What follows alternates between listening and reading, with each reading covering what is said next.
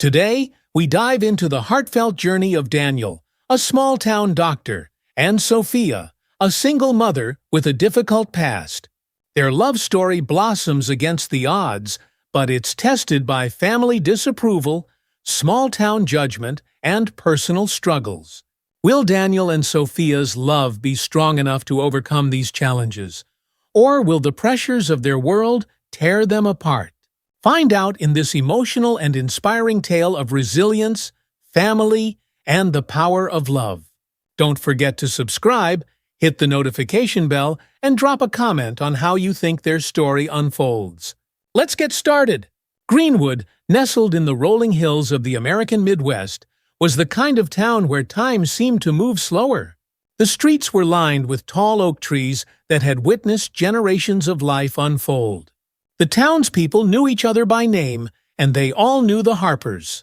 Daniel Harper had just returned to Greenwood after finishing his medical residency in Chicago. At 33, he had already made a name for himself in the world of medicine. Despite offers from prestigious hospitals, Daniel had chosen to come back to the place where he was raised, a decision that surprised many, especially given the opportunities awaiting him in larger cities. His family, the Harpers, were one of the wealthiest and most respected in town. Daniel's father, Robert Harper, had founded Harper Biotech, a pharmaceutical giant known nationwide for its life-saving medicines. But Daniel wasn't interested in the business side of things. Medicine was his passion, not corporate boardrooms or profit margins. His love for helping people had been nurtured by his mother, Margaret, a kind and gentle woman who had always reminded him that there was more to life than money and power. As Daniel drove through Greenwood on his first day back, he couldn't help but feel a wave of nostalgia. The streets were just as he remembered, the town square with its fountain, and the little bakery where he'd often grab a cinnamon roll before school. Yet something in him had changed. He wasn't the same boy who had left Greenwood all those years ago. He was a man now, with ambitions that didn't align with the future his father had mapped out for him. Arriving at his family's estate, Daniel parked his car and took a moment to admire the sprawling grounds. The Harper estate was a mansion by any measure, a symbol of the family's success. The large columned house sat on acres of manicured lawns, with a private lake shimmering in the distance. Home, Daniel muttered to himself, though the word didn't sit quite right. Inside, Margaret greeted him with open arms. Her silver hair framed a warm, wrinkled face, and her embrace was as comforting as ever. She led him into the drawing room where Robert was waiting. "Son," Robert greeted him with a firm handshake, skipping any affection. Robert Harper was a man of few words, his sharp features always reflecting the businesslike demeanor that had built his empire.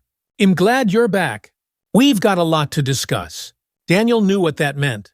His father had expectations that Daniel would one day take over Harper Biotech. But that wasn't why he had returned. Daniel's purpose was clear in his mind, even if it wasn't in line with the family legacy. "Let's talk later, Dad," Daniel said with a polite smile, turning to his mother. "It's been a long drive." Margaret exchanged a glance with Robert, her quiet support for Daniel evident in the way she quickly steered the conversation toward lighter topics. But Daniel could feel the weight of his father's unspoken disappointment settling over the room. Robert Harper had built Harper Biotech from the ground up. What had started as a small pharmacy in Greenwood had grown into a pharmaceutical powerhouse, producing cutting-edge medications that saved lives across the country. To the people of Greenwood, Robert was more than just a businessman. He was a philanthropist, a man who had put their little town on the map. Daniel, the eldest of 3 children, had always been seen as the heir apparent. His siblings, Catherine and Stephen, had pursued different paths, Catherine becoming a corporate lawyer in New York, and Stephen a professor of economics at a prestigious university. But Daniel was the one who was supposed to carry the torch, to combine his medical knowledge with the family business and take Harper Biotech into its next phase. The problem was, Daniel didn't want that life. He had chosen medicine because he wanted to help people, not make deals in boardrooms. Growing up, he had always felt the pressure of living up to his father's name, but his mother had been the one to remind him that it was okay to follow his heart. Margaret Harper was the quiet strength of the family. A devout woman, she had dedicated much of her life to charity work, organizing events for the local church, and ensuring that the Harper name was associated not only with wealth, but with generosity. It was from her that Daniel had inherited his compassion, his desire to make a real difference in the world. Still, Robert's expectations loomed large. As much as Daniel wanted to focus on his medical practice, he knew that his father wasn't going to let the subject drop easily. The question wasn't whether Robert would bring up the business again, it was when. For now, though, Daniel tried to enjoy the simplicity of being back in Greenwood. He was looking forward to setting up his practice in town, reconnecting with old friends, and, hopefully, finding a way to balance the demands of his family with his own dreams. Sophia Caldwell pulled into Greenwood with a mix of hope and fear swirling inside her. She had packed up her life and her 4 children, Madison, Connor, Liam, and Isabella, and left the city behind. The divorce had been difficult, but necessary. After years of trying to make her marriage work, Sophia had finally chosen her children's well-being and her own happiness over a relationship that had become toxic. Greenwood was supposed to be a fresh start, a place where her children could grow up surrounded by nature, away from the fast-paced city life. She had done her research, found a nice rental house, and enrolled her kids in school. But now that she was actually here, the reality of being a single mother in a small, tight-knit town hit her hard. The first few days were tough. Madison, her 15-year-old, was especially resistant to the change. Back in the city, Madison had been a star student and athlete, but in Greenwood, she was just the new girl. Connor, at 12, was more adaptable, though Sophia could tell he was nervous about fitting in. Liam and Isabella, the youngest at 6 and 4, were still too young to fully grasp the situation, but they missed their friends. Sophia tried to stay positive, but the stares from the townspeople didn't help. Greenwood was small, and new faces were noticed. As a single mother with no apparent connection to the town, she stood out even more. She felt the weight of judgment every time she walked into the grocery store or picked up her kids from school. One afternoon, Liam came down with a fever. After trying to manage it at home, Sophia decided to take him to the local clinic. It was her first visit to Greenwood's medical center, and she wasn't sure what to expect. Daniel was reviewing patient files when Marge, his nurse, knocked on the door. "There's a new patient, Liam Caldwell. His mother says he's had a high fever for a few days." Daniel nodded, motioning for Marge to send them in. When the door opened, he was greeted by a woman in her early 30s, her dark hair pulled back in a loose ponytail. She looked exhausted, but carried herself with quiet strength. Behind her was a little boy with flushed cheeks and tired eyes. "Hi, Dr. Harper," Daniel said, offering a warm smile. "Let's see how we can help you today." Sophia introduced herself, explaining that they had just moved to Greenwood and that Liam had been feeling unwell. Daniel examined Liam, diagnosing him with a viral infection and prescribing medication to bring down the fever. As Daniel spoke to Sophia, he couldn't help but be intrigued by her. There was something about her that felt different from anyone else he had met in Greenwood. She was strong, but there was a vulnerability to her that made him want to know more. "You're new to town, right?" Daniel asked after the exam, trying to make casual conversation. Sophia nodded. "Yeah, we just moved here. I thought it would be a good place for my kids." "It's a great place," Daniel said, though he could sense the hesitation in her voice. "It can take a while to adjust, but I'm sure you'll find your way." Sophia gave a small smile, clearly grateful for his kindness. "I hope so. Thank you for seeing us on such short notice." As she gathered Liam and prepared to leave, Daniel felt an odd sense of disappointment. He watched them go, wondering if he would see them again. There was something about Sophia that lingered in his mind, though he couldn't quite place what it was. Word spread quickly through Greenwood that Daniel Harper had seen the new woman in town. Sophia, with her 4 children and no husband in sight, became the subject of town gossip almost overnight. "She's from the city," whispered Helen Bishop to her friends at the local cafe. "Moved here with her kids, no man in the picture. Makes you wonder what she's running from." The gossip stung Sophia, though she pretended not to hear it. She had faced judgment before, but there was something sharper about the small-town whispers. It felt more personal, as if her every move was being scrutinized. Daniel, meanwhile, found himself thinking about Sophia more often than he should. He knew the town wasn't welcoming to outsiders, especially single mothers, but there was something about her that drew him in.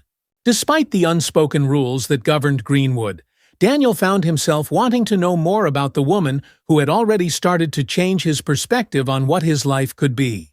Weeks passed, and Sophia Caldwell's life slowly began to settle in Greenwood, though the adjustment was far from easy. Her children, still grappling with the transition, were having a difficult time.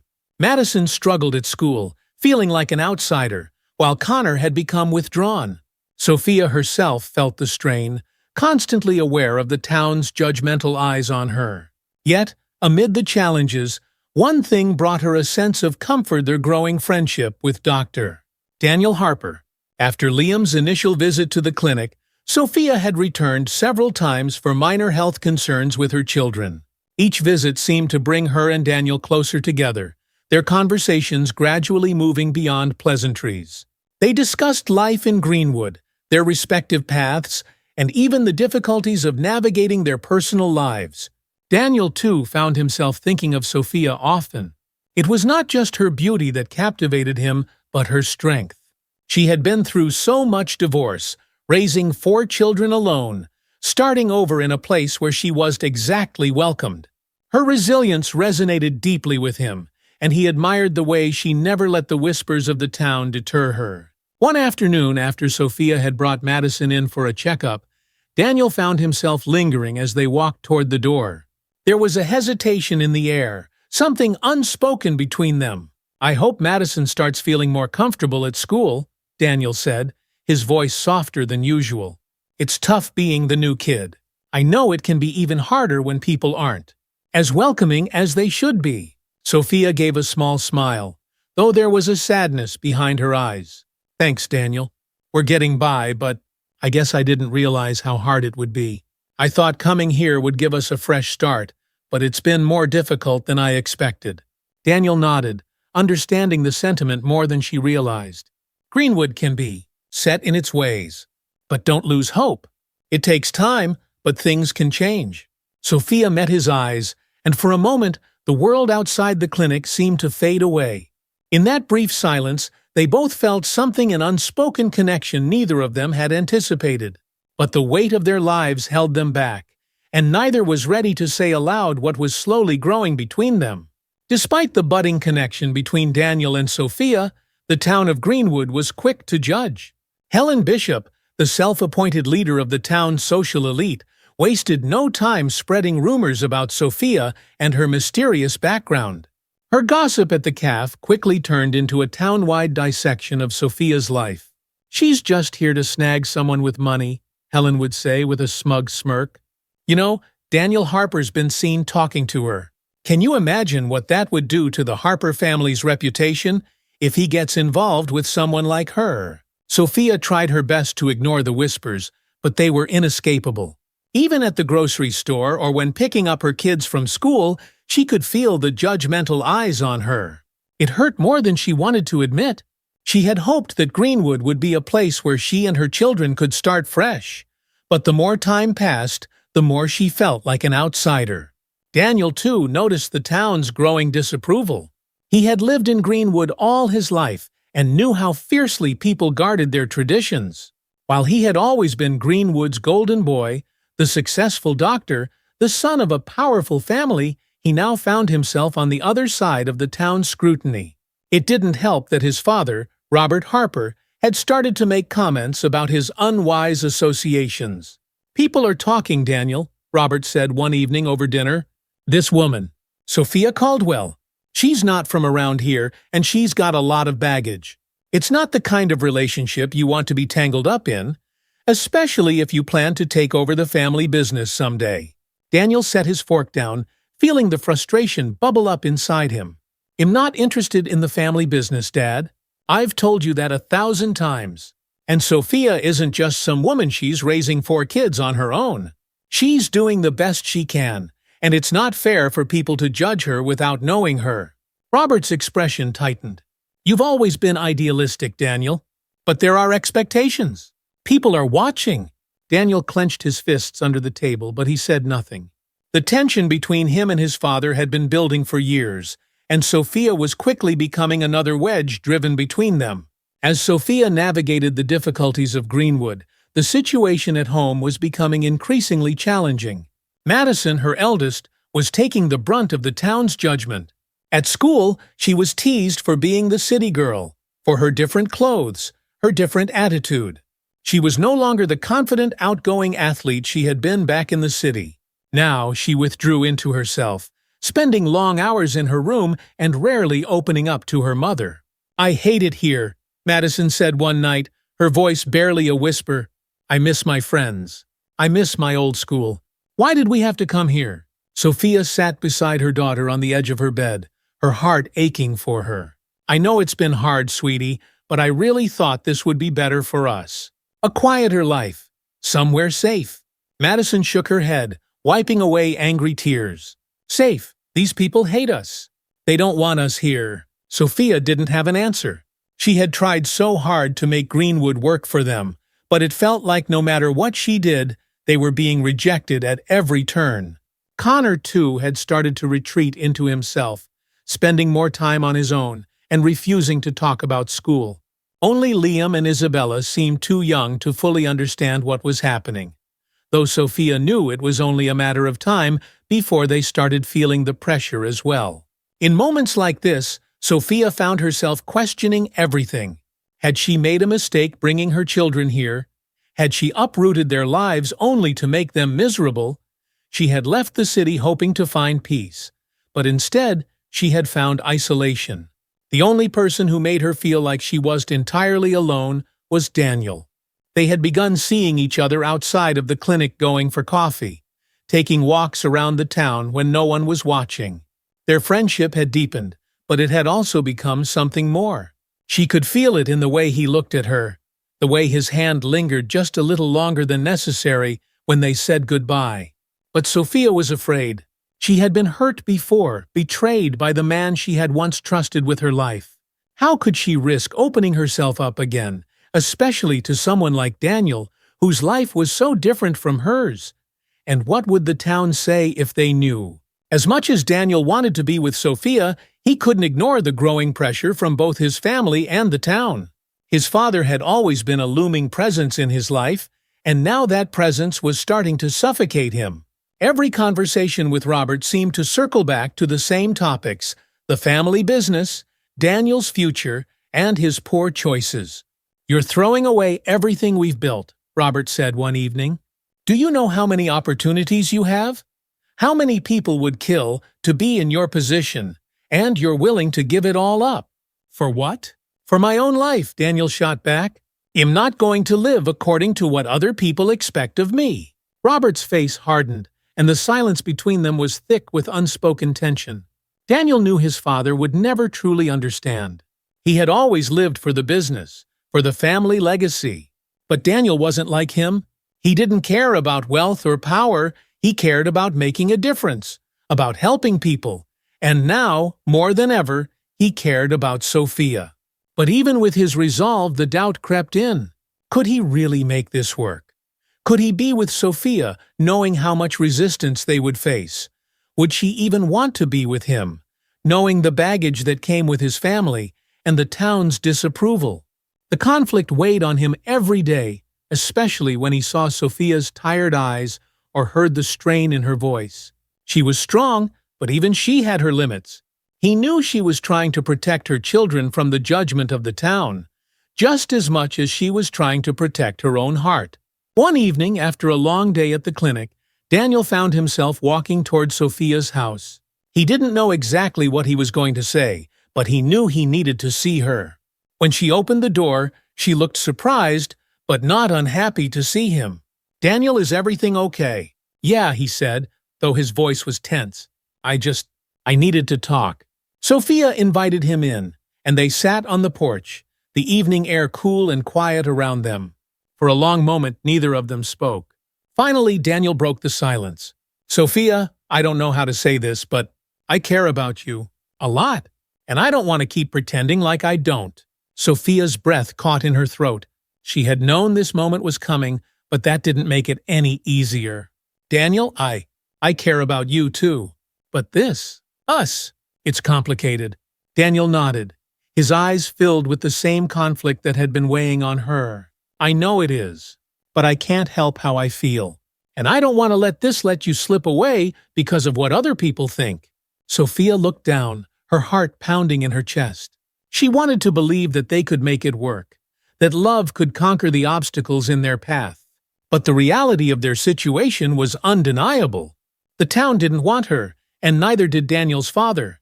"I'm scared, Daniel," she admitted, her voice barely a whisper.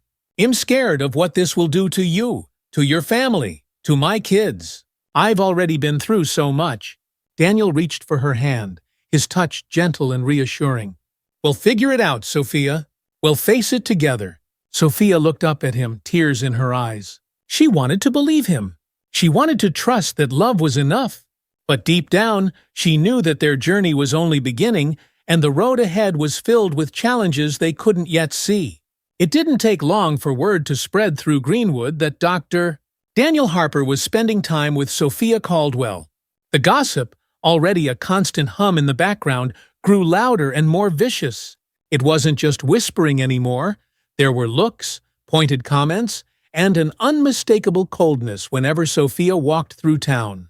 It felt like the entire community was turning against her, and now it was dragging Daniel down with her. One afternoon, as Sophia was picking up Madison from school, she overheard two mothers talking just a few feet away. They weren't even trying to be subtle. "I heard she's trying to trap him," one of them said with a sneer. "A doctor like Daniel Harper. You know she came here looking for someone to take care of her." "I don't know what he sees in her," the other replied. "She's got 4 kids, no husband, and no roots here. He could do so much better."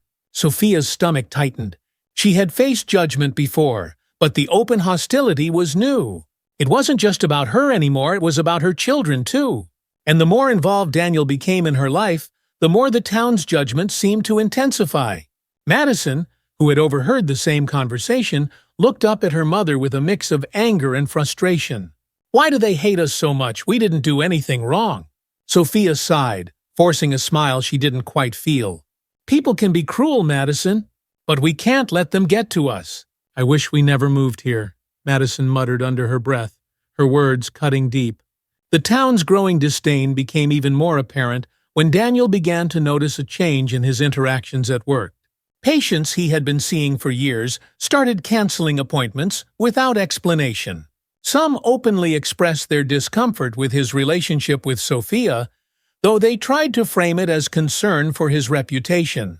One afternoon, after seeing his last patient of the day, Daniel sat down in his office, feeling the weight of the town's disapproval pressing down on him. He had always been well-liked, respected for his work as a doctor, and for being part of the Harper family. But now, it felt like that respect was slipping away, all because he had chosen to care about someone the town deemed unworthy. Marge, his nurse, knocked on the door and entered, her face filled with sympathy. "It's been a rough few weeks, hasn't it?" Daniel nodded, rubbing his temples. "You could say that. People are making this complicated." Marge hesitated for a moment, then spoke softly. "For what it's worth, Dr. Harper, I think you're doing the right thing. The town, they'll come around eventually. But you've got to follow your heart. Don't let them make you second-guess yourself." Her words hit him harder than he expected. "Thanks, Marge. I needed to hear that." But even as he said it, Daniel couldn't shake the growing doubt in his mind. How much longer could they endure the town's hostility before it tore them apart? While the town's disapproval was a constant burden, the tension between Daniel and his father, Robert, was reaching a breaking point. Robert had always been controlling, but his patience with Daniel's decisions was wearing thin.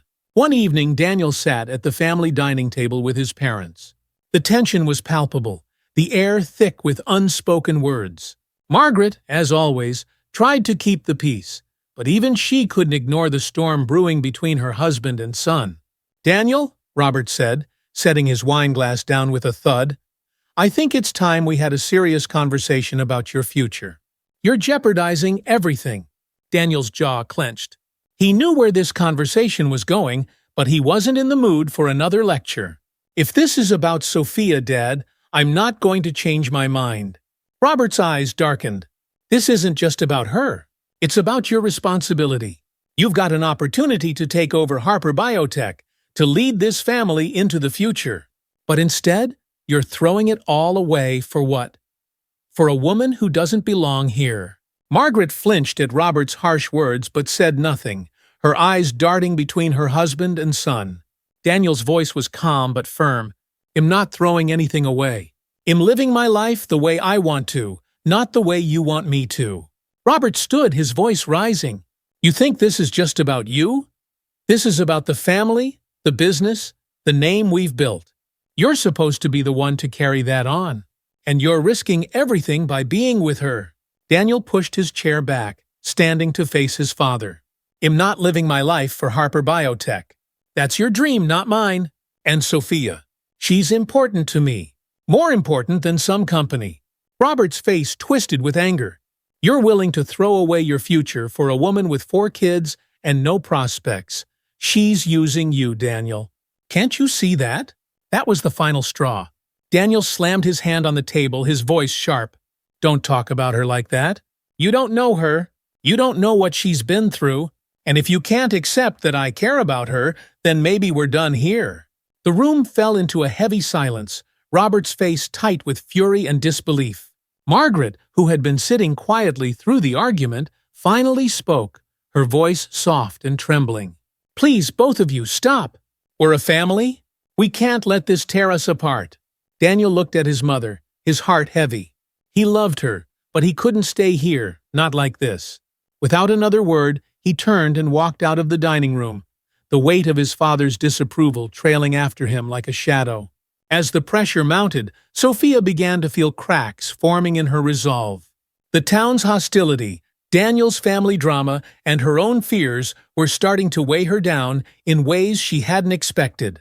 It wasn't just about her anymore, it was about her children, her future, and the life she was trying to rebuild. One evening, after putting the kids to bed, Sophia sat alone on the porch, sipping a cup of tea and staring out at the quiet street.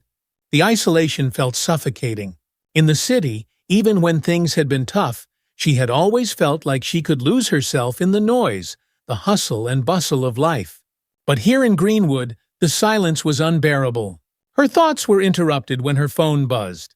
It was a text from Daniel asking if he could stop by. Sophia hesitated.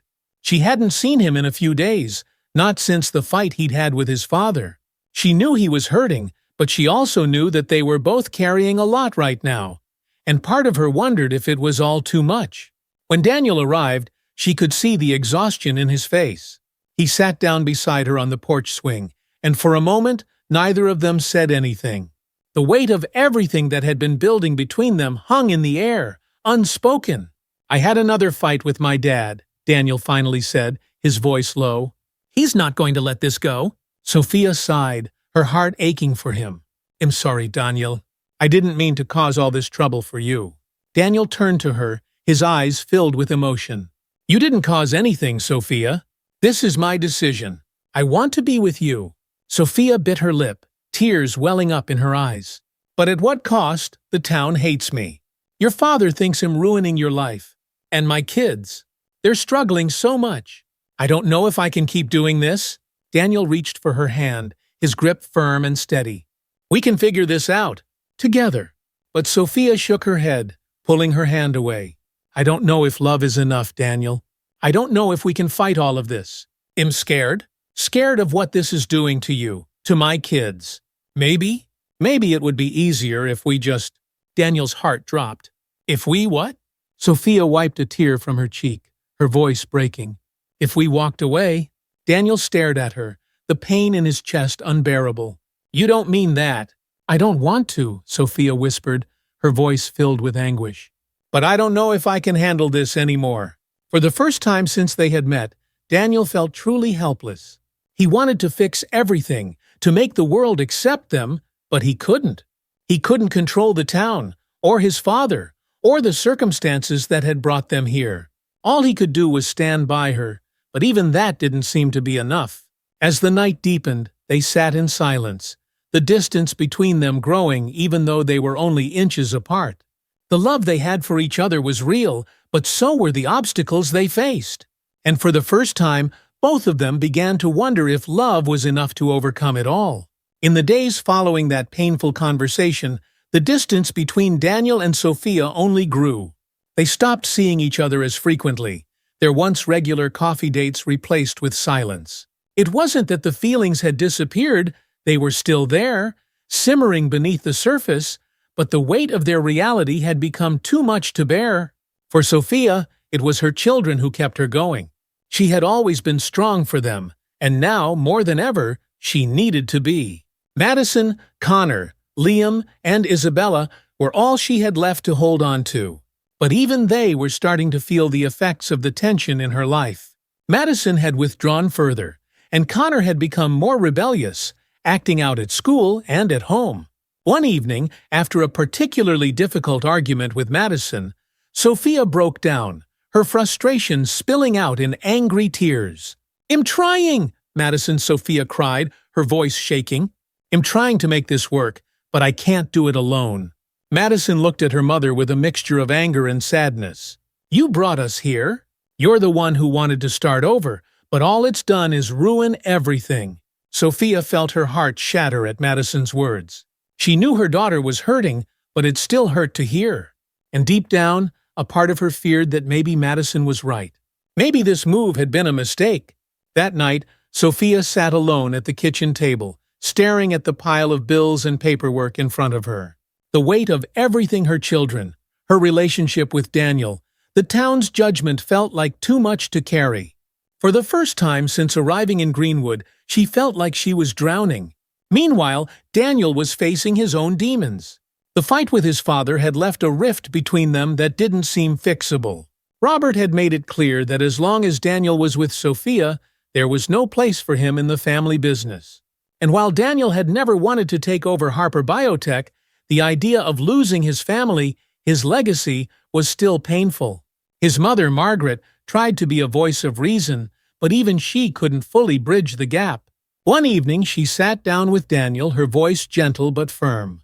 "Your father is stubborn," she said, "but he loves you, Daniel. Has just set in his ways." Daniel sighed, running a hand through his hair. "It's not just about Dad, Mom. This town. They're not going to accept us. And I don't know if I'm strong enough to keep fighting." Margaret placed a hand on his shoulder, her eyes filled with sympathy. "You've always been strong, Daniel. But love is a different kind of strength. If you believe in this, in her, then you have to fight for it. But if you don't, if it's too much, then you need to be honest with yourself about that too." Daniel looked at his mother, the weight of her words heavy in his heart. He loved Sophia. He wanted to be with her. But at what cost? The town's judgment, his father's rejection, the strain it was putting on Sophia and her children, was it all too much? As he sat in his empty house that night, Daniel found himself at a crossroads. He knew he had to decide, but no matter what he chose, someone would get hurt. The breaking point came one evening when Daniel and Sophia found themselves face to face once again. After days of silence, Daniel had finally worked up the courage to confront the feelings he had been avoiding. He needed to see her, to talk to her, to figure out if there was still a way forward for them. Sophia opened the door, her eyes tired but filled with the same warmth he had fallen in love with. Without a word, she stepped aside to let him in. They sat on the porch again, the night air cool around them, and for a long moment, neither of them spoke. Finally, Daniel broke the silence. "Sophia, I can't do this anymore." Her heart sank, but she nodded, already knowing what was coming. "I know. It's not because I don't care about you," Daniel continued, his voice raw with emotion. "I do. More than I ever thought I could care about someone. But this isn't working. The town, my father, everything. It's tearing us apart." Tears welled up in Sophia's eyes, but she fought them back, refusing to let herself break down in front of him. "I get it, Daniel. I do. And I've been thinking the same thing. Maybe we're just too different. Maybe the world doesn't want us to be together." Daniel reached for her hand, his grip tight as if he didn't want to let go. "I wish things were different. I wish we could just be together without all this mess. Sophia's voice was barely a whisper. So do I? They sat there, holding hands in silence, the weight of their decision pressing down on them. It wasn't what either of them wanted, but it felt like the only choice they had left. The town wasn't going to change. Robert wasn't going to change. And no matter how much they loved each other, they couldn't change the world around them.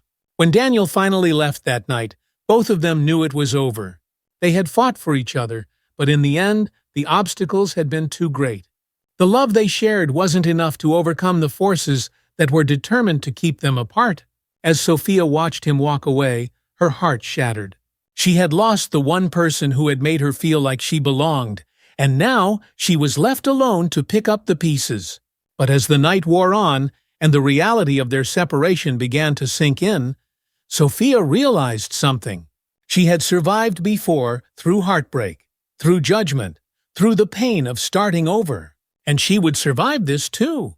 The days following Daniel and Sophia's decision to part ways felt like a blur, as if the world had lost its color and vibrancy. For Sophia, life reverted to the way it had been before Daniel had walked into her life. But the absence of his warmth and love left a void she couldn't ignore. She returned to her daily routine, getting the kids to school, working her shifts at the bakery, and managing the house. But everything felt heavier now, like a weight she carried alone. Her children, especially Madison, seemed to sense the change. They didn't ask about Daniel, but their silence spoke volumes. The loss of him in their lives had hit them hard too. Madison had grown attached to Daniel, looking to him for the fatherly presence she had long been missing. Now, without him, she felt more abandoned than ever. One evening, as Sophia sat at the kitchen table paying bills and trying to hold herself together, Madison approached her. "Mom," Madison began, her voice soft but filled with concern. "Are you okay?" Sophia looked up, forcing a smile she didn't quite feel. "I'm fine, sweetheart. Just a little tired." Madison didn't buy it. "It's about Daniel, isn't it? You miss him." Sophia sighed, her fad crumbling under her daughter's gentle probing. "Yeah, I do. But sometimes things just don't work out the way we want them to." Madison's eyes softened, and for the first time in a long while, she reached out and hugged her mother. "I miss him too, Mom. But we're going to be okay, right?" Sophia's heart swelled with emotion. "We'll be okay. We've been through worse. And we're strong, right?" Madison nodded, though neither of them could ignore the lingering sense of loss that hung between them. Meanwhile, Daniel was struggling just as much. After their breakup, he threw himself into his work at the clinic, using it as a distraction from the pain gnawing at him. Patients came and went, and he put on the same professional face he always had, but underneath it all, he was barely holding it together. At home, his relationship with his father remained strained. Robert's disapproval of Daniel's relationship with Sophia had been clear. But now, even with her out of the picture, the rift between them was still palpable. One evening, as Daniel sat in his office, going over paperwork he could barely focus on, his mother, Margaret, knocked on the door and entered. "Daniel," she began softly, "you've been distant lately. I know you've been through a lot, but I'm worried about you." Daniel leaned back in his chair, rubbing his tired eyes. "I'm fine, Mom. Just busy." Margaret wasn't convinced. "It's not just works, Daniel. I know losing Sophia hurt you. And I know your father, he's not making things any easier." Daniel sighed, feeling the weight of it all pressing down on him. "It's not just about Dad, Mom. It's everything. The town, the expectations, the way people looked at us. I thought I could handle it, but it was too much." Margaret sat down across from him, her eyes filled with sympathy. "Love isn't easy, Daniel. It never has been. But if you really care about her, maybe you shouldn't let other people's opinions stop you." Daniel looked at his mother, the longing for Sophia still sharp and present in his heart. "But what if love isn't enough?" Margaret smiled gently. "Love is always enough, Daniel. But sometimes we have to fight for it." Her words lingered in his mind long after she left, and for the first time since their breakup, Daniel found himself wondering if he had made the wrong decision. Weeks passed, and while the pain of separation hadn't fully healed, both Daniel and Sophia began to find new strength in themselves. Without each other, they were forced to confront their own insecurities and fears. And in doing so, they discovered that they were stronger than they had realized. Sophia, determined to provide a stable life for her children, threw herself into her work at the bakery. She started taking on more responsibilities, even suggesting new recipes and ideas to the owner, Mrs. Bell, who had been impressed by Sophia's initiative. One afternoon, Mrs. Bell approached Sophia after a particularly busy shift. "You've been doing great, Sophia," she said, her warm smile filled with encouragement. "I've been thinking I could use someone to help manage the place. How would you feel about taking on more responsibility? Maybe even becoming part of the business?" Sophia's eyes widened in surprise. I don't know what to say." "Say yes, Mrs. Bell replied with a laugh. "You've earned it." For the first time in months, Sophia felt a spark of hope. This was a chance to build something for herself and her children, to prove that she could make it on her own. "I'd love to," Sophia said, her voice filled with gratitude. "Thank you." The new role gave Sophia a sense of purpose and independence. She threw herself into the work, finding joy in the creativity it allowed her and the stability it brought to her life. For the first time since moving to Greenwood, she felt like she was truly starting to find her place. Daniel, too, was finding his footing. Without the constant pressure from his father and the burden of the town's judgment weighing him down, he began to focus more on what truly mattered to him: his patients. He started volunteering at a nearby clinic that served underprivileged communities, rediscovering the passion for medicine that had first drawn him to the profession. One afternoon, as Daniel finished a shift at the volunteer clinic, he felt a sense of fulfillment he hadn't experienced in months. He realized that while his life had taken a difficult turn, it had also given him the chance to rediscover who he was outside of his family expectations. As he walked to his car, Daniel received a text from his old college friend, Mike, who had recently moved back to town. Mike had always been the voice of reason in Daniel's life, and over the past few weeks, they had reconnected, with Mike encouraging him to follow his heart. Mike's text was simple: "You still thinking about her?" Daniel sighed as he typed out his response every day.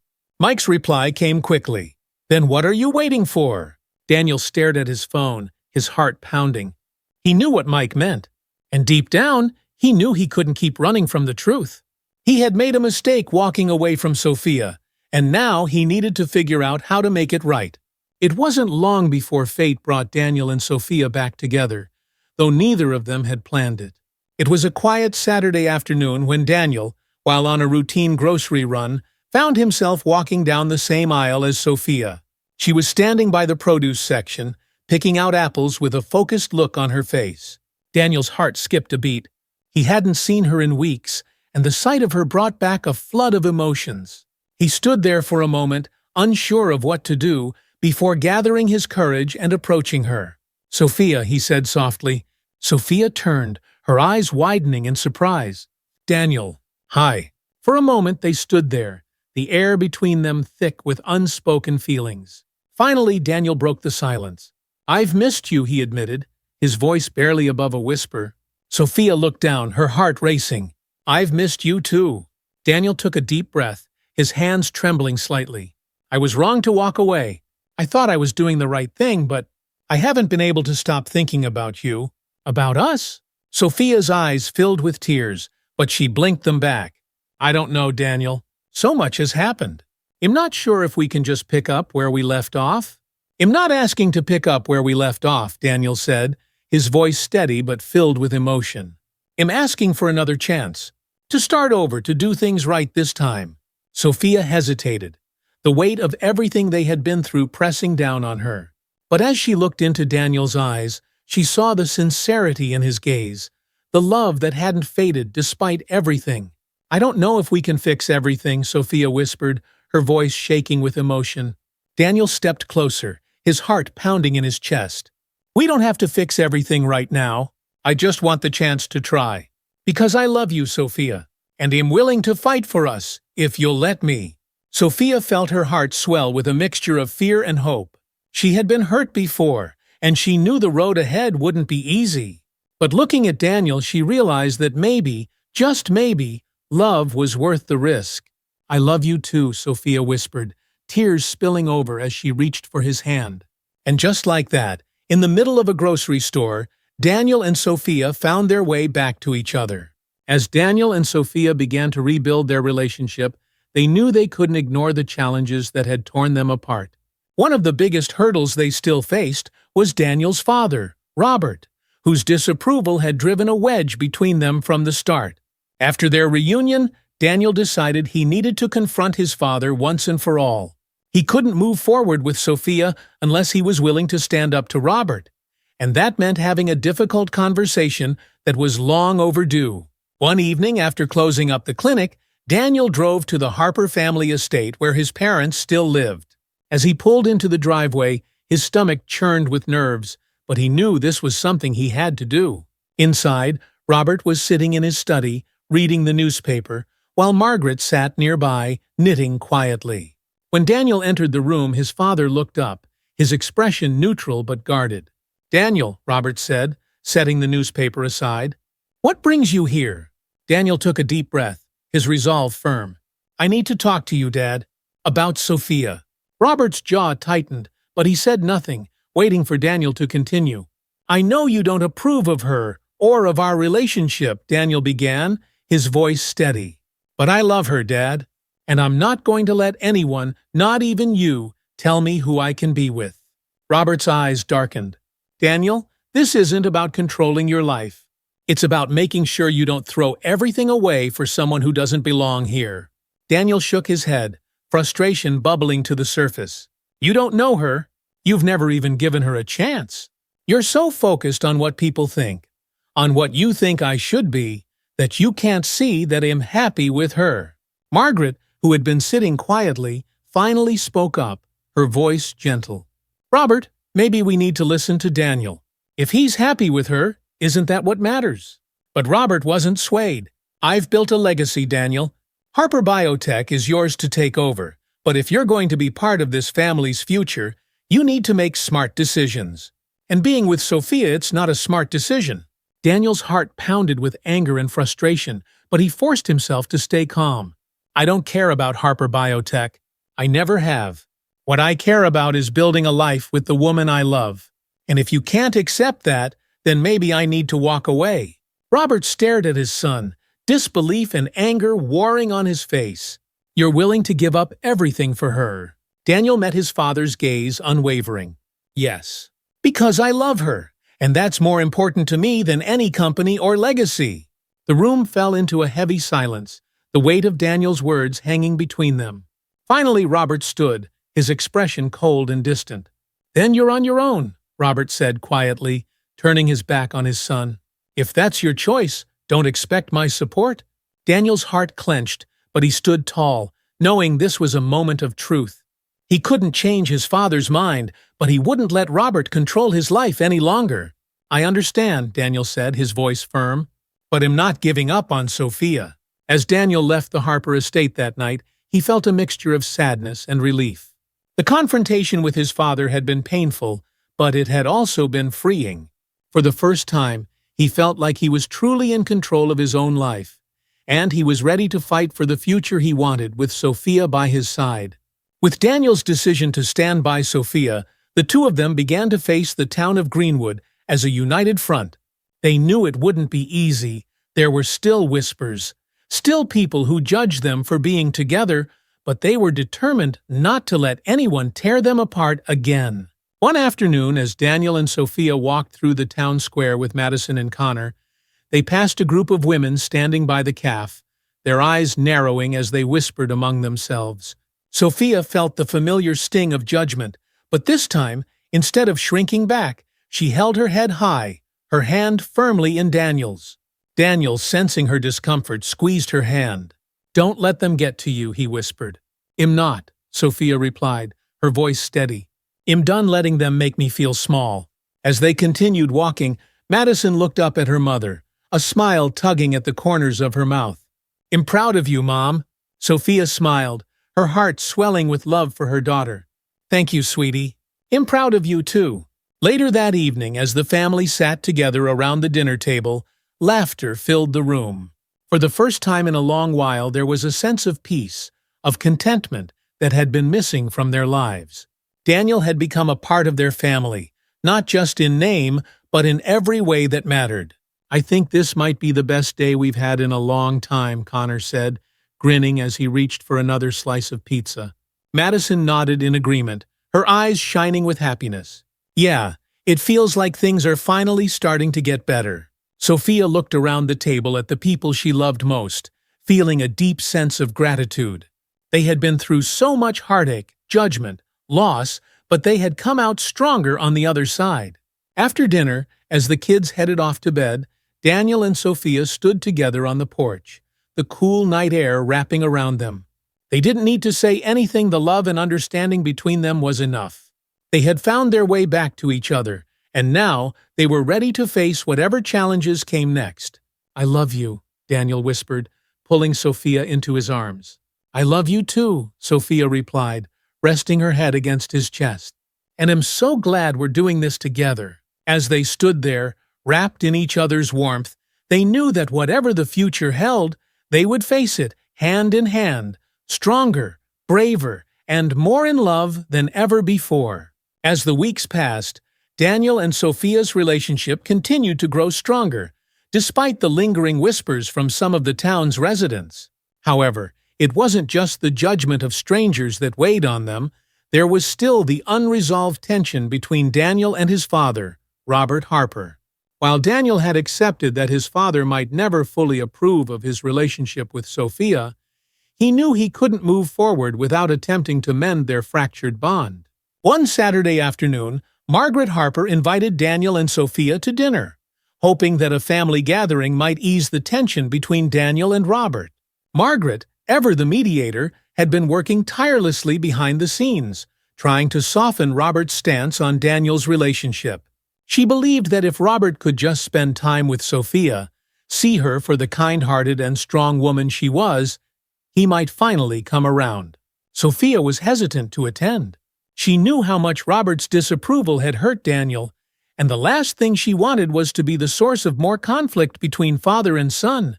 But after talking it over with Daniel, she agreed to go, understanding that this dinner was more than just a meal, it was an opportunity for healing. The tension was palpable as they arrived at the Harper estate, the sprawling mansion standing tall and imposing as ever. Daniel held Sophia's hand tightly as they walked up the grand steps, both of them preparing for whatever the evening might bring. Margaret greeted them warmly, her smile a welcome contrast to the anxiety that hung in the air. "I'm so glad you both could make it," she said, ushering them inside. Robert was already seated at the dining room table, his expression unreadable as he glanced up at Daniel and Sophia. "Daniel?" "Sophia," he greeted them, his tone polite but distant. As they sat down to dinner, the conversation was stiff at first, with Robert making only brief, pointed comments. But Margaret, ever the gracious hostess, kept the conversation flowing, asking Sophia about her work at the bakery, and Daniel about his clinic. Sophia answered Margaret's questions with grace, her nerves slowly easing as she found herself talking about the bakery's success and the joy she'd found in her new role. She spoke of how much her children had adjusted to life in Greenwood, and of how proud she was of them for their resilience. "I think Madison's finally starting to feel like she belongs here," Sophia said, smiling softly. "It hasn't been easy, but we're getting there." Margaret nodded approvingly, but it was Robert who surprised them all by speaking up. "Madison is a good kid," he said gruffly. "I've seen her around town. She's strong like her mother." The room fell silent for a moment as everyone processed Robert's words. It wasn't an apology, but it was the closest he'd come to offering any kind of praise or acceptance. Daniel looked at his father, a mixture of hope and disbelief in his eyes. "Thanks, Dad," he said quietly, his voice filled with emotion. Robert shifted uncomfortably in his seat, clearly unused to this level of vulnerability. "I still don't understand everything, Daniel," he admitted, his voice gruff. "But I've come to realize it's not my life to live, it's yours. And if Sophia makes you happy, then maybe that's enough." Sophia felt tears welling up in her eyes, but she blinked them back, not wanting to break the fragile peace that had settled over the table. Daniel, too, was overwhelmed with emotion. He had spent so much of his life seeking his father's approval, and now, hearing those words, however hesitant, felt like a weight lifting off his chest. "Thank you," Daniel said, his voice thick with gratitude. "That means more than you know." The rest of the evening passed with a sense of tentative ease. The tension that had once defined their family dinners replaced by a newfound understanding. It wasn't perfect, and there were still many wounds that would take time to heal, but for the first time, it felt like they were on the path to something better. As Daniel and Sophia left the Harper estate that night, hand in hand, they knew that this was a turning point. They had faced so many obstacles, both external and internal. Now, with Robert's reluctant acceptance, they could finally begin to build the future they had always dreamed of. Months passed, and the town of Greenwood began to see Daniel and Sophia in a new light. Their resilience, their determination to be together despite the odds, had earned them the respect of many who had once judged them. Slowly, the whispers and stares faded, replaced by nods of acknowledgement and even smiles of approval. As the summer approached, Daniel and Sophia decided that it was time to take the next step in their relationship. After everything they had been through, they knew that they didn't want to wait any longer to begin their life together as husband and wife. One warm evening in late June, Daniel proposed to Sophia in the same place where they had first reconnected, the town's little park by the river. It was simple and intimate, just the two of them under the stars, with Daniel down on one knee and Sophia's heart racing as she said yes through happy tears. They decided to keep the wedding small, inviting only close friends and family. It wasn't about impressing the town or proving anything to anyone. It was about celebrating the love that had carried them through the hardest times of their lives. The day of the wedding dawned bright and clear, the sunlight casting a golden glow over the town. The ceremony was held in the very church that had once been a source of tension for Sophia and her family. But now it felt like a place of peace and new beginnings. Sophia stood at the back of the church, her heart fluttering as she looked down the aisle at Daniel, who was waiting for her with a smile that made her feel like the most loved woman in the world. Madison stood beside her, beaming with pride, while Connor and the younger children fidgeted excitedly in their seats. As the music began to play and Sophia started her walk down the aisle, she felt a wave of emotion wash over her. This moment, this beautiful, perfect moment, was the culmination of everything they had fought for. It was a testament to the strength of their love and the power of their commitment to each other. When she reached Daniel, he took her hands in his eyes filled with love and admiration. "You look beautiful," he whispered, his voice thick with emotion. Sophia smiled, her heart overflowing with happiness. "You don't look too bad yourself." The ceremony was simple and heartfelt, with Margaret reading a passage about love and unity, and Madison stepping up to give a short, tearful speech about how much Daniel meant to their family. "I used to think we didn't need anyone," Madison said, her voice shaking with emotion. "But Daniel showed me that it's okay to let people in. He's been there for us in ways I never thought anyone could, and I'm so grateful he's a part of our family now." There wasn't a dry eye in the church as Madison finished her speech, and even Robert, sitting in the front pew, looked on with a softness in his eyes that no one had ever seen before. When the minister finally pronounced them husband and wife, Daniel and Sophia shared a kiss that felt like a promise that would carry them through whatever challenges the future might bring. The reception was held at the town's park, with twinkling lights hanging from the trees and a live band playing in the background. It was a celebration of love, family, and community. And for the first time, Daniel and Sophia felt truly at home in Greenwood. As the night wore on, the laughter and music filled the air, and Daniel and Sophia danced under the stars, their arms wrapped around each other, their hearts full. "I can't believe we're here," Sophia whispered, her head resting on Daniel's shoulder. "After everything, we made it." Daniel smiled, pulling her closer. "We did, and I wouldn't have it any other way." As they swayed to the music, surrounded by the people they loved, Daniel and Sophia knew that their journey wasn't over. There would still be challenges, still moments of doubt and hardship, but they also knew that they had something unshakable, something that could weather any storm.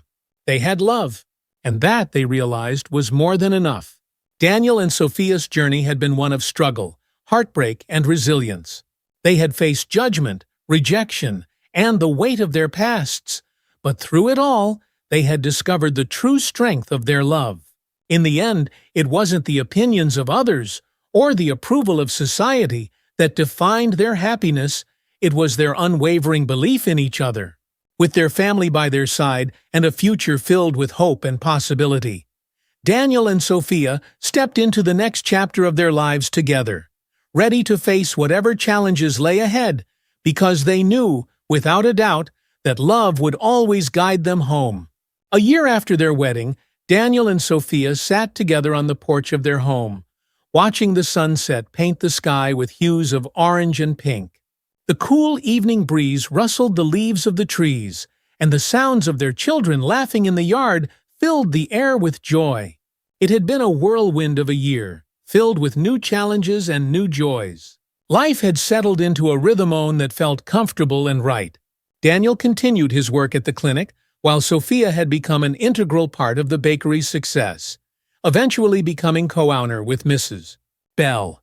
Their family had grown even closer, with Madison and Connor thriving in school and their younger siblings finding their own ways to shine. Despite the difficulties they had faced early on in Greenwood, Daniel and Sophia had found a place in the town that they now proudly called home. The community, which had once seemed hesitant and divided, had gradually opened up to them. Friendships deepened, and the once cold stares from some of the townspeople had softened into warm smiles and greetings. Sophia leaned her head against Daniel's shoulder, a contented sigh escaping her lips. "Can you believe it's been a year since the wedding?" she asked, her voice filled with awe. Daniel smiled, pressing a kiss to the top of her head. "Sometimes it feels like yesterday, and other times it feels like we've been together forever." Sophia chuckled softly. "Forever sounds good." They sat in comfortable silence for a while, watching as the children played a game of tag under the fading light. Madison was laughing, chasing after Connor, while their younger siblings squealed in delight as they darted around the yard. "It's amazing, isn't it?" Daniel mused, his eyes soft as he watched the scene before him. "How far we've come." Sophia nodded, her heart swelling with pride. "I never thought we'd get here. But now that we have, I can't imagine life any other way." The journey had been anything but easy, but the struggles they had faced had made their love and their family stronger. Sophia had learned to let go of the fear that had once held her back, while Daniel had found the courage to stand up for what mattered most to him. Together, they had built a life that was rooted in love, trust, and a sense of belonging. "I was thinking," Daniel said, breaking the silence, "maybe it's time we start planning that family trip we've been talking about." Sophia raised an eyebrow, a playful smile tugging at her lips. "Oh, and where exactly are we going?" Daniel shrugged, his eyes twinkling with mischief. "I don't know. Somewhere fun. Somewhere we can make new memories." Sophia laughed, her heart light. "I like the sound of that." They had always talked about taking a big family vacation, something to celebrate the life they had built together. And now, with the weight of their past struggles behind them, it felt like the perfect time to start dreaming of new adventures. As the last rays of sunlight dipped below the horizon, casting a soft glow over the town of Greenwood, Sophia couldn't help but reflect on how much had changed since she and Daniel had first met. She had been so afraid of opening her heart again, of letting someone in after years of guarding herself. But Daniel had shown her that love was worth the risk, and that true happiness came from being willing to embrace life flaws, challenges, and all. And now, as she sat beside the man she loved, surrounded by the laughter of their children, Sophia knew that she had found something rare and precious. She had found a love that endured. "Hey," Daniel said softly, his voice drawing her out of her thoughts. "I love you." Sophia smiled, turning to look at him, her eyes shining with affection. "I love you too." They shared a kiss, a simple gesture that spoke volumes. It wasn't just a kiss of passion or romance, it was a promise. A promise that no matter what the future held, they would face it together, just as they always had. As the stars began to twinkle in the night sky, the children eventually tired out from their game of tag. collapsing onto the grass in fits of giggles. Daniel and Sophia stood up from the porch, walking over to gather their little ones, who were now sleepy-eyed and ready for bed. "Come on, you rascals," Daniel teased, scooping up the youngest in his arms. "Time to get ready for bed." Madison and Connor groaned playfully, but there were no real complaints. They followed their parents inside, their hearts full after a day well spent. Later that night, after tucking the kids in and settling into bed themselves, Daniel and Sophia lay side by side, their hands intertwined as they stared up at the ceiling. "You know," Daniel said after a long moment, "I never really thanked you." Sophia turned to him, a curious smile on her face. "For what?" "For giving us a chance," Daniel replied, his voice sincere. "For believing in us, even when it was hard." Sophia's heart warmed at his words. "You don't have to thank me, Daniel. We both fought for this." He smiled, leaning over to kiss her softly. "I know, but I just wanted you to know how grateful I am." Sophia kissed him back, her heart swelling with love. "And I'm grateful for you. Every single day." As they drifted off to sleep, their hands still clasped together, Sophia couldn't help but think about the future. There would be new challenges, new adventures, and new joys. But as long as they had each other, she knew they could handle anything. Because in the end, love was what truly mattered. It was what had brought them together, and it was what would carry them forward into a future that was as bright and beautiful as the stars above. As Daniel and Sophia's story ends, remember that love, resilience, and the power of family can help us overcome even the toughest challenges. If you've enjoyed following their journey and want more heartwarming stories filled with love, hope, and inspiration, don't forget to subscribe to the channel. Hit the notification bell so you never miss a new story. Thank you for being part of this journey with us. Your support means the world. Well, see you in the next story. The school's Diversity and Inclusion Office, created in the wake of the lawsuit, became a central hub for student-led initiatives aimed at promoting equity and addressing bias. One of the first major changes was the formation of a student advisory board, which included representatives from different racial, cultural, and socio-economic backgrounds. Jasmine and Chloe were invited to join the board, and while they were initially hesitant, they saw it as an opportunity to help shape the future of Brookwood. The first meeting of the advisory board was filled with nervous energy as students from different grades and backgrounds gathered to discuss their visions for the school. Jasmine, who had always been more outspoken, took the lead, while Chloe offered her quiet but insightful input. "We need to make sure that the changes we're making aren't just on paper," Jasmine said during the meeting. "It's not enough to change the admissions process. We need to change the way people think. We need to create a culture where everyone feels like they belong, no matter who they are." The other students nodded in agreement, and soon the conversation flowed freely, with ideas for workshops, cultural events, and mentorship programs aimed at fostering understanding and unity within the student body. Under Emily's leadership, Brookwood also began reaching out to communities that had been historically underrepresented at the school. They partnered with local organizations to recruit students from diverse backgrounds and provided scholarships to ensure that financial barriers wouldn't prevent deserving students from attending. Emily herself worked tirelessly to rebuild trust within the Brookwood community. She held regular town hall meetings with parents and faculty, where she addressed concerns and shared updates on the school's progress. She made it clear that Brookwood was committed to becoming a leader in educational equity. And while some parents remained resistant, the majority embraced the changes. One afternoon, as Jasmine and Chloe were leaving school, they stopped to talk with Emily, who was walking across the campus. "You've both done so much to help make these changes happen," Emily said, her voice warm with admiration. "Brookwood is better because of you." Jasmine smiled, feeling a sense of pride. "It wasn't just us. A lot of people fought to make this happen." "True," Emily replied, "but you were the spark that ignited the change." As Jasmine and Chloe walked away, they reflected on how far they had come. They had once felt like outsiders, unsure of their place at Brookwood, but now they were part of something much bigger, a movement toward a more just and inclusive future. While Brookwood Academy was undergoing a transformation, The Carter family was focused on rebuilding trust, both within their own family and in the community. The emotional toll of the lawsuit and the public scrutiny had been immense, but now that the battle was behind them, they were beginning to heal. Ethan and Vanessa, who had always been a strong team, took time to reconnect with each other and with their daughters. They made a conscious effort to spend more time together as a family, away from the pressures of their respective careers. Weekend trips, family dinners, and quiet evenings at home became a regular part of their routine. For Jasmine and Chloe, the process of rebuilding trust within themselves was more personal. The past year had tested their resilience, but it had also taught them important lessons about their own strength and the power of their voices.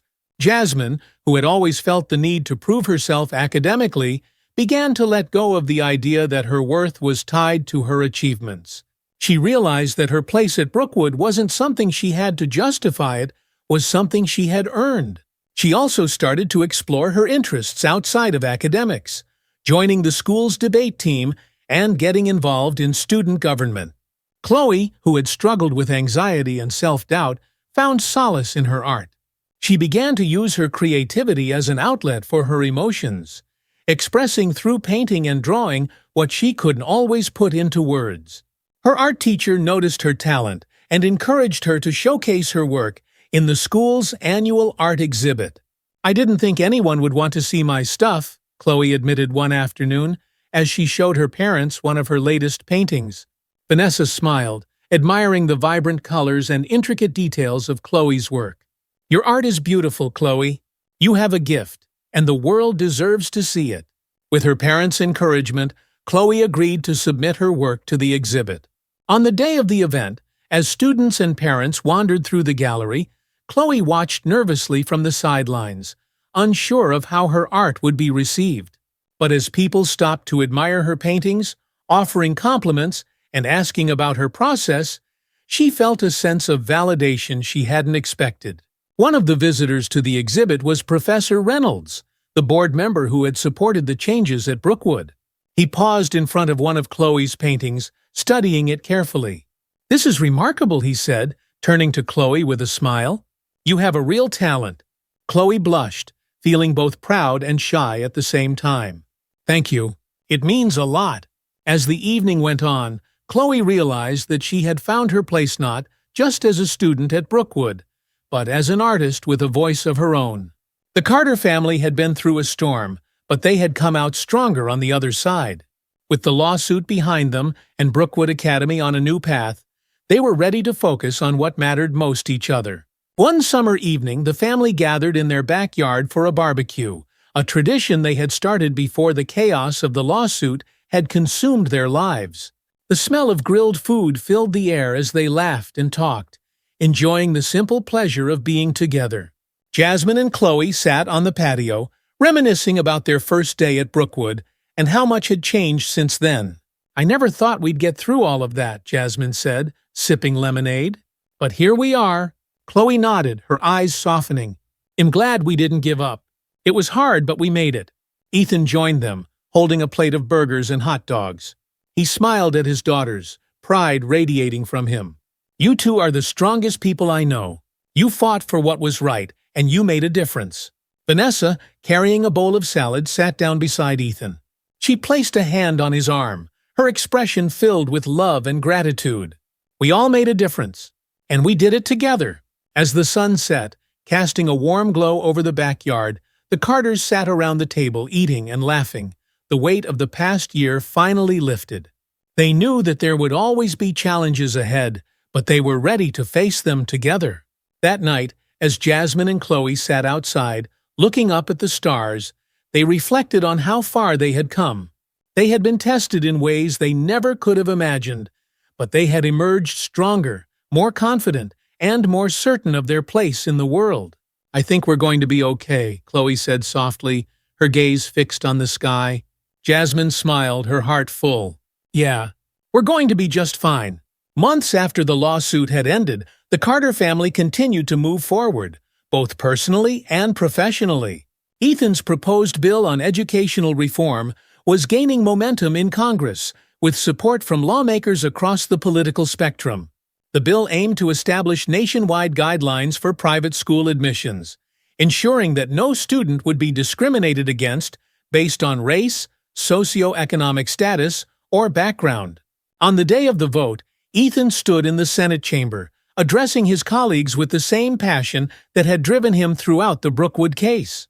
"This bill is about fairness," he said, his voice steady but powerful. "It's about giving every child a fair shot at success. It's about ensuring that no student is ever told they don't belong because of the color of their skin. We've come a long way, but we still have work to do. And it starts here, with this bill." As the vote was cast, the bill passed with overwhelming support, marking a major victory in the fight for educational equity.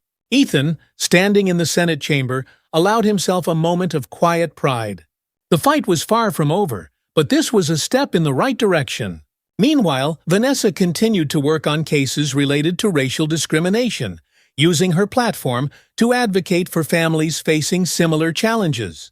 She became a mentor to young lawyers, sharing her knowledge and experience to help them navigate the complexities of civil rights law. For Jasmine and Chloe, life at Brookwood had settled into a new normal. They continued to thrive academically, but they also made time for the things they loved: debating, painting, and building friendships with students from all walks of life. One afternoon, as the sisters sat in the school library, Chloe looked up from her sketchbook and smiled at Jasmine. "Do you ever think about what would have happened if we hadn't fought back?" Chloe asked. Jasmine thought for a moment, then shook her head. "I don't like to think about that. What matters is that we did fight, and because of that, everything changed." Chloe nodded, her eyes bright with determination. "We should be proud of that." "We are," Jasmine said, her voice filled with certainty. "We made a difference." As the sisters packed up their things and headed out of the library, they knew that their fight had been worth it. They had faced adversity and come out stronger, and they had helped pave the way for a future where every student, regardless of race or background, could walk through the doors of opportunity with their head held high. The road ahead was long, but the Carters were ready for it. Thank you so much for following the Carter family's journey to justice and equality. If you enjoyed this story and want to hear more about powerful narratives that challenge society, inspire change, and explore the human experience, make sure to subscribe to our channel. Don't forget to hit the notification bell so you never miss out on new content. Together, we can continue to share stories that matter. See you in the next one. "The police are on their way, Derek. You've lost." Derek's eyes darted around, realizing for the first time that the entire street was watching him. His bravado faltered, his shoulders tensing as he took in the growing crowd of neighbors, all standing together in a show of solidarity. For a moment, it seemed like Derek might lash out, might do something reckless. But then slowly, the fight drained out of him. His fists unclenched, his shoulders slumped, and with one last look at Edith filled with hatred and resentment, he turned and stormed back to his car. The street was silent as Derek sped away, his tires screeching against the pavement. Edith's breath came in shallow gasps, her heart still racing from the confrontation. She stood there for a moment, frozen, until Bill crossed the street and stood beside her. "You okay, Edith?" he asked, his voice filled with concern. Edith nodded, though her legs still felt shaky. "I'm okay," she whispered, her voice thick with emotion. "Thanks to all of you." Bill smiled warmly, giving her a reassuring nod. "We're not going to let him hurt you, Edith. Not now, not ever." Edith's eyes filled with tears, but they weren't tears of fear, they were tears of gratitude. She had been afraid for so long, but now, standing here with her neighbors by her side, she felt a renewed sense of strength. She wasn't alone. In the days following the final confrontation with Derek, the neighborhood watch remained vigilant, but the sense of fear that had once gripped Cedar Street began to dissipate. Derek hadn't returned, and Edith had received word from the police that he was being closely monitored. They had issued a restraining order, preventing Derek from coming within a certain distance of Edith's home or the shelter where Rachel and the girls were staying. It wasn't a perfect solution, but it was enough to give Edith peace of mind for now. Rachel called regularly, checking in to see how Edith was doing and updating her on their progress. The shelter had helped her find legal representation, and she was working towards securing full custody of the girls and filing for divorce from Derek. It was a long, difficult road, but Rachel was determined to keep moving forward. "The girls are adjusting," Rachel said during one phone call, her voice sounding stronger, more confident. "They're starting to sleep better, and we're getting used to our new routine. It's still hard sometimes, but I feel like we're finally free." Edith smiled, her heart swelling with pride for Rachel. She had come so far, and though there were still challenges ahead, Edith knew that Rachel had the strength to face them. "I'm so proud of you," Edith said softly. "You're doing such a good job, Rachel. You and the girls are going to be just fine." Rachel hesitated for a moment, then her voice softened. "We couldn't have done it without you, Edith. You saved us. I'll never be able to thank you enough for everything you've done." Tears welled in Edith's eyes, and she wiped them away with a smile. "You're family now, Rachel, and family takes care of each other." As Edith hung up the phone, a sense of calm settled over her. She had faced her fears, stood up to Derek, and helped Rachel and the girls escape a dangerous situation. It hadn't been easy, but it had been worth it. Her home, once a place of quiet solitude, had become a symbol of strength and resilience. And her neighbor's son, strangers, had become a community, united by a shared sense of purpose. Life on Cedar Street would never be the same again, but that was okay. Because now it is filled with hope, connection, and the promise of a better future. Edith smiled as she stepped out into her garden, the late afternoon sun casting a warm glow over the roses. She knelt down, her hands gently tending to the flowers, feeling the cool earth beneath her fingertips. There was still work to be done, but now she knew she wasn't doing it alone. In the weeks that followed Derek's final confrontation, a new sense of peace settled over Cedar Street. The neighborhood watch remained vigilant, but the need for constant worry had lessened as Derek's presence faded from their lives. He hadn't returned, and the restraining order kept him at a safe distance from Edith's home and from the shelter where Rachel and the girls were living. Edith found herself breathing easier with each passing day, the weight of fear slowly lifting from her shoulders. One crisp autumn morning, as Edith was pruning her roses, she heard the familiar ring of her phone from inside the house.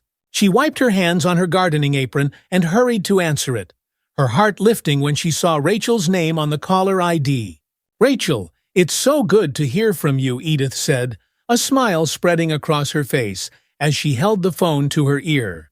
"Hi, Edith," Rachel replied, her voice filled with warmth. "I hope I'm not interrupting anything." "Not at all, dear. Just tending to the garden. How are you and the girls doing?" Rachel let out a small sigh, though it was one of relief rather than stress. "We're doing really well, actually. The girls are starting to settle in at school, and they're making new friends. We've been staying at the shelter for a while now, but I've been working with a caseworker. And, well, we found a place. It's a small apartment, but it's ours." Edith's heart swelled with joy at the news. "Rachel, that's wonderful. I'm so happy for you. I couldn't have done it without your help, Edith." "Really? I mean it. You were there for me when I didn't know what to do. I'll never be able to thank you enough." "You've already thanked me more than enough, Rachel," Edith said gently. "I'm just glad you and the girls are safe and moving forward." "We are," Rachel agreed, her voice steady. "We still have some hard days, but we're starting to rebuild. I'm learning how to live without looking over my shoulder all the time. The girls, they've been through so much, but I think they're going to be okay." Edith felt a tear slip down her cheek, and she wiped it away with a smile. "You're an incredible mother, Rachel. You've given them the chance to have a better life, and that's the most important thing." "Thank you," Rachel whispered, her voice filled with emotion. "I wanted to ask, would you like to come visit us when we're settled into the apartment? The girls miss you, and I'd love for you to see our new place." "I'd love that," Edith replied without hesitation. "I can't wait to see how far you've come." After they said their goodbyes, Edith stood in the quiet of her kitchen, a deep sense of pride and peace settling over her. She had been part of something important, helping Rachel and her daughters escape a dangerous situation and start a new life. Knowing that they were safe and thriving gave Edith a sense of fulfillment she hadn't felt in a long time. But Edith also knew that healing wasn't just for Rachel and the girls. She too had been deeply affected by everything that had happened. For so long, Edith had lived in a world of solitude, wrapped in the memories of her past life with Richard. But now she realized that she had the power to create new connections, to make a difference in the lives of others. Her small, quiet world had expanded in ways she never could have predicted. A few weeks later, Edith stood in front of the door to Rachel's new apartment, her heart racing with anticipation. She held a basket filled with homemade cookies and a small potted plant, a housewarming gift for Rachel and the girls. As she knocked on the door, she couldn't help but feel a sense of excitement and pride. Rachel had taken such brave steps toward building a new life for herself and her daughters, and Edith was eager to see the progress they had made. The door opened, and there stood Rachel, her face lighting up with a wide smile. "Edith, you made it." "Of course I did," Edith replied warmly, stepping inside and hugging Rachel. "I wouldn't miss this for the world." The apartment was small but cozy, filled with the warmth and light that Edith had come to associate with Rachel. The walls were adorned with colorful artwork, some drawn by Lily and Ivy, and the space felt alive with the energy of a family building something new. Edith smiled as she took it all in, her heart swelling with pride for Rachel's resilience. "Look who's here!" Rachel called out. And moments later, Lily and Ivy came bounding into the room, their faces bright with excitement. "Grandma Edith!" they exclaimed in unison, rushing toward her and wrapping their arms around her. Edith laughed, bending down to hug the girls. "Oh, my dears, it's so good to see you." "We missed you," Ivy said, her voice small but filled with warmth. "Can you stay for dinner?" "I wouldn't dream of leaving before dinner," Edith replied, her heart swelling with affection for the girls. As they settled into the living room, Rachel brought out a pot of tea, and the four of them spent the afternoon catching up, laughing, and sharing stories. The girls proudly showed Edith their artwork, and Rachel talked about how they were adjusting to their new school and making friends. "They're doing so well," Rachel said, her voice filled with relief and pride. "I wasn't sure how they would handle all the changes, but they've been so strong. I'm so proud of them." "You should be proud of yourself too," Edith said gently. "You've created a safe, loving home for them. That's everything." Rachel smiled, her eyes glistening with tears of gratitude. "I still can't believe we made it. There were times when I thought we'd never get out, but now we have a chance at a real life." As the afternoon turned into evening, the conversation grew deeper, and Edith and Rachel found themselves reflecting on everything that had happened over the past few months. There had been so much pain, fear, and uncertainty, but now there was also hope. They had made it through the storm, and now they were standing on the other side, ready to rebuild their lives. "I never thought I'd feel free," Rachel admitted quietly, her voice heavy with emotion. "But now I wake up every morning knowing that I'm safe, that my girls are safe. And that's everything." Edith reached out and took Rachel's hand, squeezing it gently. "You deserve this peace, Rachel. You and the girls deserve all the happiness in the world." Rachel nodded, her eyes filled with gratitude. "And you deserve it too, Edith. You've been through so much yourself. You've given us a new start, and I hope you know how much that means to me." Edith smiled, her heart full. "We've given each other a new start." Later that evening, after dinner, and one last round of hugs from Lily and Ivy, Edith said her goodbyes and made her way back to her own home. As she walked down the quiet street, she felt a deep sense of contentment. Life had changed in ways she never could have predicted, but it was better, now richer, fuller, and filled with new connections. Rachel and the girls had become like family to her, and Edith knew that their bond would only grow stronger as they continued to support one another in the days ahead. As the autumn leaves began to fall and the air turned crisp, Edith found herself spending more time in her garden, reflecting on the past few months. So much had changed, not just for Rachel and the girls, but for Edith as well. Her life, once quiet and isolated, had been transformed by the relationships she had built and the strength she had discovered within herself. But with that transformation came a deeper understanding of the weight she had been carrying for so long: grief, the loneliness, the sense of being left behind. Richard's death had left a hole in Edith's life, one that she had tried to fill with routine and solitude. But now, with Rachel and the girls in her life, Edith realized that she didn't have to carry that weight alone anymore. One afternoon, as Edith sat in the garden with a cup of tea, she found herself thinking about Richard. She missed him every day, missed his laugh, his warmth, the way he had always made her feel safe and loved. But for the first time in a long time, Edith felt a sense of peace when she thought of him, peace in knowing that he would have been proud of her for everything she had done to help Rachel and the girls. As she sipped her tea, Edith decided it was time to visit Richard's grave. She hadn't been in a while, and she felt a strong pull to go to tell him about everything that had happened, about the new life she had found after all these years. The next day, Edith drove to the cemetery where Richard was buried. The drive was quiet, the fall colors painting the landscape in shades of gold and red. When she arrived, Edith made her way to Richard's headstone, a small smile on her face as she placed a bouquet of fresh roses at his grave. "Hello, love," she said softly, her voice filled with affection. "It's been a while, but I've been busy. I have so much to tell you."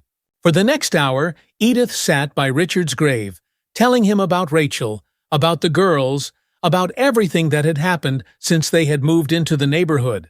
She talked about how she had found new strength within herself, how she had made new friends, and how she had learned that it was never too late to make a difference in someone's life. "I think you'd be proud of me," she whispered, her voice thick with emotion. "I know I've still got a lot of life left to live, and I'm going to make the most of it. I'll carry your love with me, always." As Edith stood to leave, she felt a deep sense of peace settle over her. She knew that Richard was still with her, in spirit, and that his love would continue to guide her in the days ahead. She wasn't alone. Not anymore. As the winter holidays approached, Cedar Street came alive with the warm glow of twinkling lights and the festive spirit of the season. Edith, who had once dreaded the long, lonely winter months, now found herself filled with a sense of anticipation and joy. The neighborhood had changed so much in the past few months, and Edith felt more connected to her community than ever before. Rachel and the girls had invited Edith to spend Christmas with them in their new apartment, and Edith had gladly accepted. It was a far cry from the quiet, solitary holidays she had spent in years past, and she was looking forward to celebrating with people she cared about. On Christmas Eve, Edith arrived at Rachel's apartment with a basket full of gifts and homemade treats. The girls greeted her at the door, their faces bright with excitement, and Edith couldn't help but laugh as they pulled her inside. "We've been waiting for you," Lily exclaimed, her eyes sparkling with joy. "Mom made hot chocolate." Edith's heart swelled with affection as she followed the girls into the cozy living room where Rachel was waiting with a warm smile. The apartment was decorated with twinkling lights and a small Christmas tree, and the air was filled with the comforting scent of cinnamon and pine. "Welcome, Edith," Rachel said, hugging her tightly. "We're so glad you're here." "I wouldn't want to be anywhere else," Edith replied, her voice full of warmth. As they sat together by the fire, sipping hot chocolate and exchanging stories, Edith felt a deep sense of contentment. This was what she had been missing for so long, a sense of connection, of belonging, of family. The evening passed in a blur of laughter, conversation, and warmth. The girls opened their presents with wide-eyed excitement, and Edith marveled at how far they had come since the dark days of living under Derek's control. They were happy, healthy, and full of life, and Edith knew that Rachel had done an incredible job of creating a safe, loving home for them.